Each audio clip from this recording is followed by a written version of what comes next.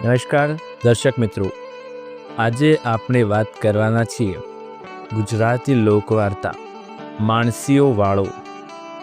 સોરઠના હૈયા ઉપર ભાદર વહે છે, સૂરજને અંજલિ છાંટતી જાણે કાઠિયાણી ચાલી જાય છે। કાળમીંડ પથ્થરો વચ્ચે થઈને સૂરજના કિરણોમાં ઝલક ઝલક વહેતો એનો મસ્ત પ્રવાહ કાળા રંગને મલીરમાં ઢંકાયેલા ચંપકવર્ણા દેહ જેવો દેખાય છે। એક ચારણે જીવતી ચારણીઓના મોહ છોડીએ એ ભાદરની સાથે વિવાહ કરવાના વ્રત લીધા હતા। એવી વંકી ભાદરવી ભેખડ ઉપર ઊભો રહીને જેતપુરનો માણસીયો વાળો સમળાઓની સાથે ક્રીડા કરી રહ્યો છે। દયાધર્મના ધુરંધરો પરિવારને ચણા નાખે, રૂપના આસકો મોરલા પોપટને રમાડે છે, પણ માણસિયાવાળા દરબારનો શોખ હતો પોતે જમીને પછી સમળાઓને રોટલા ખવડાવવાનો। દરબારગઢની પછવાડે જ ભાદરની ઊંચી ભેખડો છે, ત્યાં ઊભીને માણસીઓ રોટલાના બટકા ઉછાળે, ઉપર હાબમાં ગટાટોપ થર વાળીને ઉડતી એ પાંખણીઓ અદ્ધરથી ને અદ્ધરથી એ બટકા ઝીલી લે, પાંખો ફફડાવીને પોતાના પ્રીતમ ઉપર જાણે કે પંખા ઢોળે અને આભમાં ચક્રાર ફરીને કીળાટાળ કરી સમળીએ રાસડા લેતી લાગી। માણસીઓ વાળું નિર્વસ છે, પિતરાઈઓની આંખો એના ગરાસ ઉપર ચોંટી છે। જેતપુરના જેતાણી અને વિરાણી પાટી વચ્ચે રોજ રોજ કજિયા તોફાનો ચાલ્યા કરે છે। એવે જ ટાણે ગાયકવાડના રૂપકા લઈને અંગ્રેજોની પાતશાહી કાઠિયાવાડને કાંઠે ઉતરી પડી, એજન્સીના તંબુની ખીલીઓ ખોડાવવામાં માંડી। સોલ્જરોના ટોપને માથે સોને મઢ્યા ટોપક્યા સૂર્યના તેજમાં ચમકવા લાગ્યા। લાંગ સાહેબ સોરઠનો સુંબો થઈને આવ્યો। કાઠિયાવાડને સત્તાવાર લૂંટારાઓમાં માણસિયાવાળાનું નામ પણ લાંગની પાસે લેવાનું। પોતાના 300 મકરાણીઓને શાસ્ત્રો સમજાવીને માણસિયાવાળો રાજકોટમાં દાખલ થયો। હમણાં પલટન વીંટળાઈ વળશે, હમણાં માણસીઓ હાથકડી નાખી દેશે, હમણાં એની જાગીર પિતરાઈઓમાં વહેંચાઈ જશે, એવી અફવાઓ રાજકોટમાં ફેલાઈ ગઈ। સોલ્જરોના ઘોડા મણસિયાના વાળાના ઉતાર આગળ ટહેલવા લાગ્યા। ખીરચોના જળહળાટ અને સોલ્જરોના બખ્તરની કડીઓના ખડખડાટ સંભળાવા માંડ્યા। બીજી બાજુ માણસિયાએ દાયરો ભરીને પોતાને ઉતારે કસુંબાની છોડો માંડી। સગાવાલા ઓળખીતા પાળખીતા હેતુમિત્ર માણસિયાવાળાને રંગ દેતા પ્યાલીઓ ગટગટાવે છે। જે ગડીઓ સોલ્જરોના થોડેક વળવા માંડ્યા, પલટનના ઘોડાઓના ડાબા સડક ઉપર ગાંજવા માંડ્યા, તોપના રેકડા દેખાવા શરૂ થયા, તે ઘડીએ દાયરો ખીંચાવા માંડ્યો। કોઈ કહે છાસ પી આવું, કોઈ કહે જંગલ જઈ આવું, ને કોઈ કહે નાડા છોડ કરી આવું।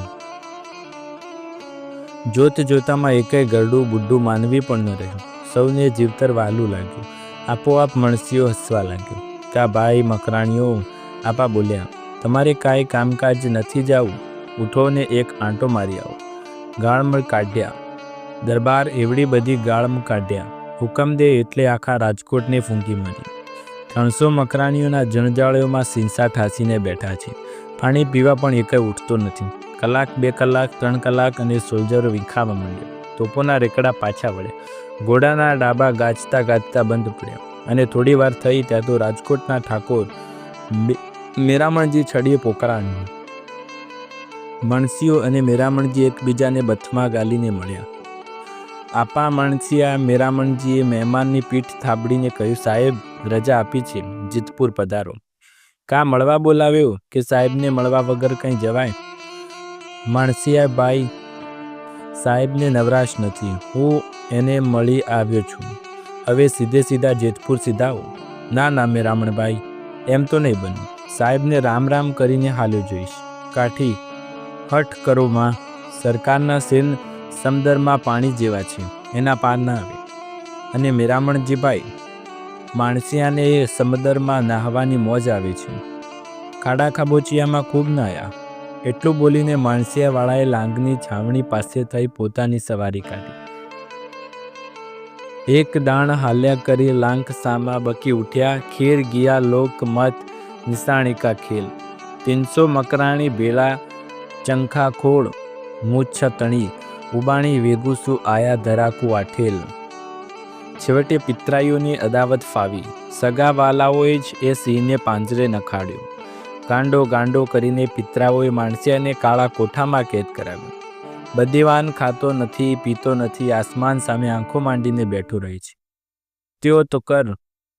એવો પ્રીત ભર્યો સૂર એણે આભમાં ઉડી સમળીઓને ચાંચમાંથી સાંભળ્યો. આવ આવ આવ એવા આપા મણસિયાને આવકારા દીધા. સમળી પાંખો સંકેલીને નીચે ઉતરી કોઠા ઉપર આંટા લેવા લાગી. આપાએ પોતાની ભેટમાંથી કટાર ખેંચી પોતાની પગની પીંડી ઉપર ચીરો માર્યો. તરબૂચની ડગડી જેવું લાલ ચોસલું પોતાના દેહમાંથી વાઢીને આપાએ અદ્દર ઉછાળ્યું. સમળીએ આનંદનો નાદ કરીને અદ્દરથી એ ભોજન ઝીલ્યું.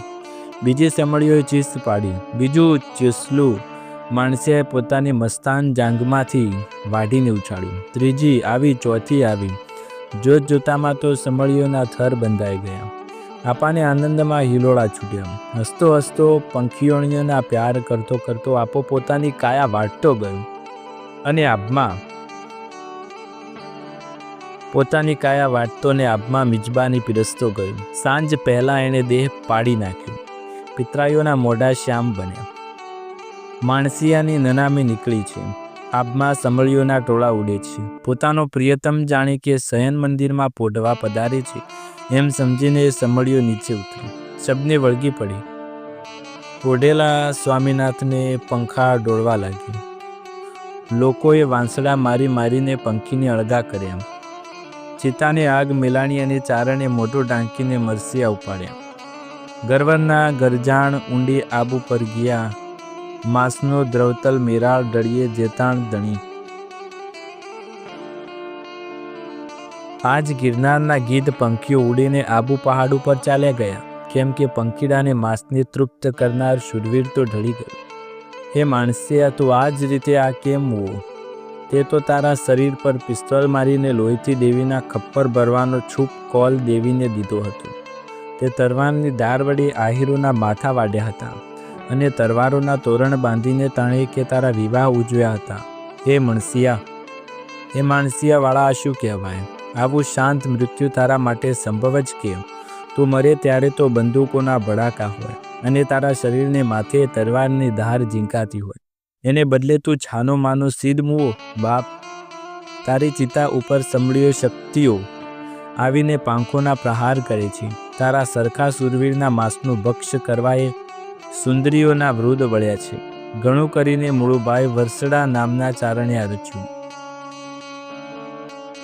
દગલબાજી અને ગોત્ર હત્યાના દ્રષ્ટાંતો રાજસ્થાનના તેમજ સોરઠના રાજકુલોની તવારીખમાંથી તારવીને ચારણ આ ગીતમાં માણસિયાના પિતરાઈઓને ફિટકાર આપે છે અને આ ગીતની રચના કરી.